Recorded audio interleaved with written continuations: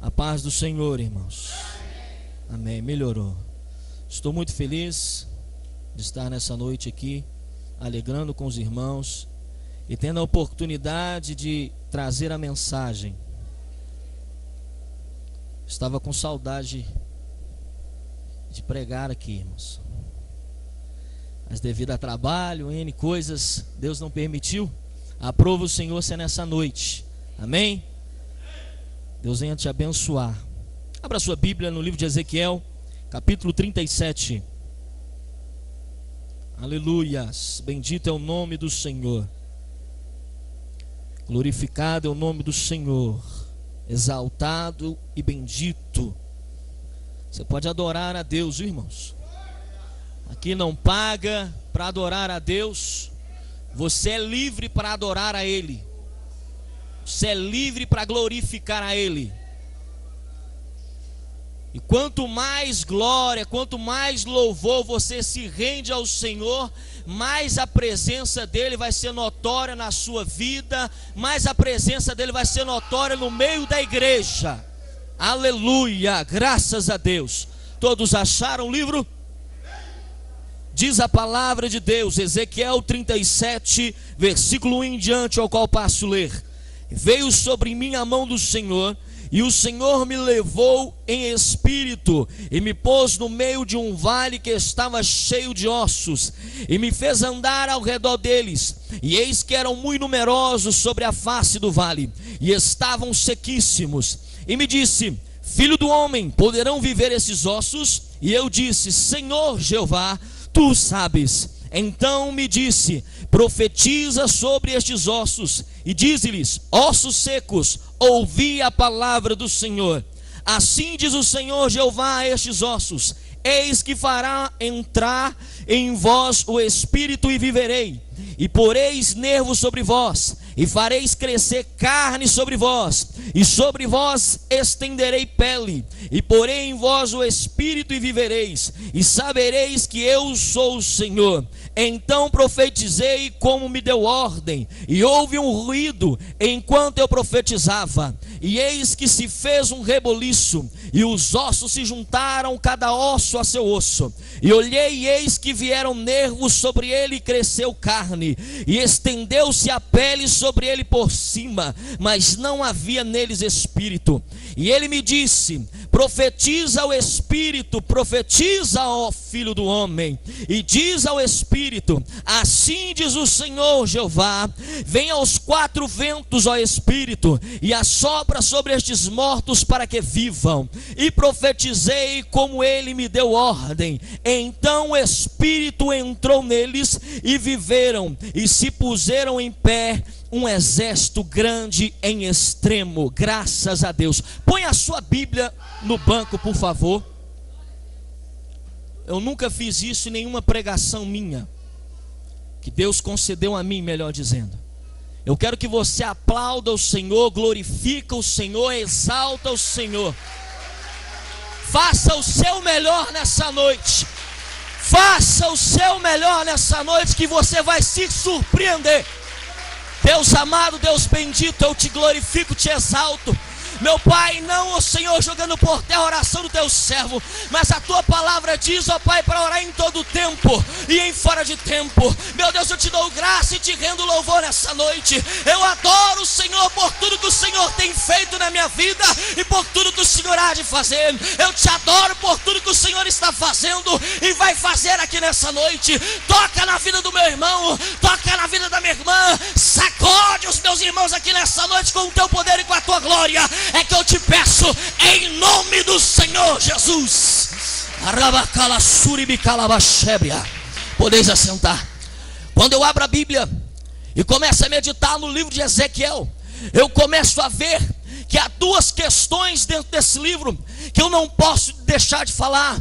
Eu começo a perceber que no começo do livro de Ezequiel, eu vejo que o povo já estava disperso, o povo já não estava fazendo a vontade de Deus, e Deus levanta Ezequiel para profetizar para o povo que o povo haveria de sofrer as suas consequências dos seus delitos. Deus traz juízo na boca de Ezequiel para profetizar para o povo que ele ia trazer juízo naquele lugar. Ele era um contemporâneo de Daniel, eles viviam na mesma época, talvez não no mesmo local, porque Daniel foi primeiro cativo para a Babilônia, e logo na segunda ida para a Babilônia foi Ezequiel. Eu quero te dizer, amado, e eu não quero ficar muito preso nesse início, eu quero te falar uma coisa: quando Deus usou a boca de Ezequiel para profetizar o juízo da casa de Israel, Deus assim o cumpriu. Deus fez com que o povo de Israel passasse por amargura, tristeza e dor ali na cidade ali da Babilônia. Então eu quero te dizer uma coisa: muito cuidado, porque a palavra de Deus diz que tudo que você planta você vai colher. Se você está plantando coisas ruins, se você está plantando essas coisas más, pode ter certeza que lá na frente você vai colher, porque a palavra de Deus que diz isso.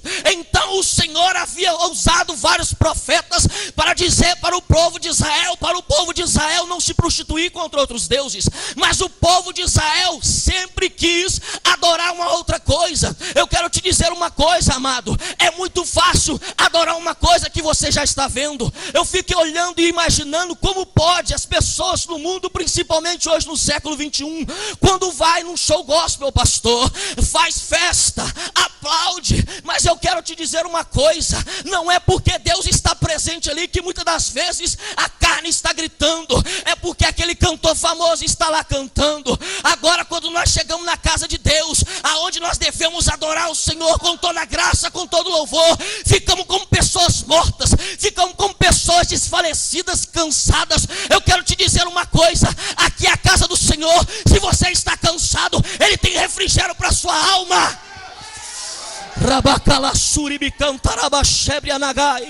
Então, amado, o povo erra, peca contra Deus, começa a se idolatrar, a olhar os outros deuses. Então Deus faz juízo àquilo que Ele falou. Se Deus falou uma coisa, pode ser ruim ou pode ser boa, ela vai acontecer. Pode escrever na tábua do teu coração: se Ele falou que você vai pagar por aquilo que você fez, você vai pagar por aquilo que você fez. Se Ele te prometeu alguma coisa, pode esperar no Senhor que Ele vai te dar essas coisas. Então eu vejo essa primeira parte passando, eu começo a ver o povo sofrendo.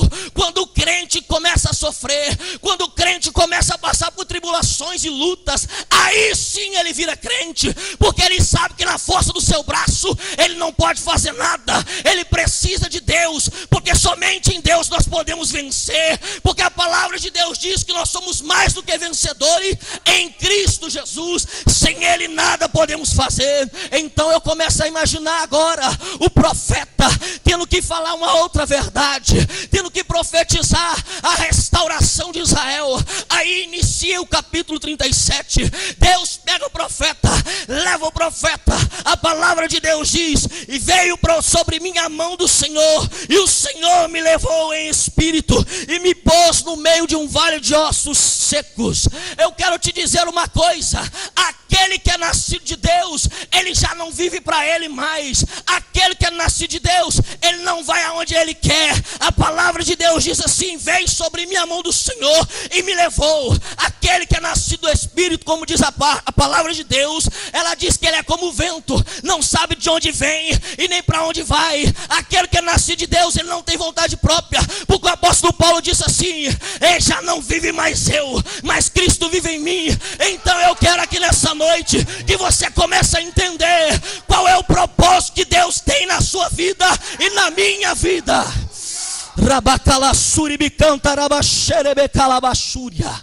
O problema é que nós queremos fazer as coisas com a nossa força do nosso braço, e quando fazemos as coisas na força do nosso braço, nós só temos decepção. As coisas só começam a definhar, as coisas começam a morrer, e vai perdendo a carne, e vai chegando nos ossos, e os ossos vão ficando mais seco e mais seco, até ficar sequíssimo, sem esperança, sem graça. Então eu quero te dizer uma coisa: quando você coloca nas mãos de Deus, Ele vai fazer com que o impossível venha acontecer. Rabacalabashuribicai.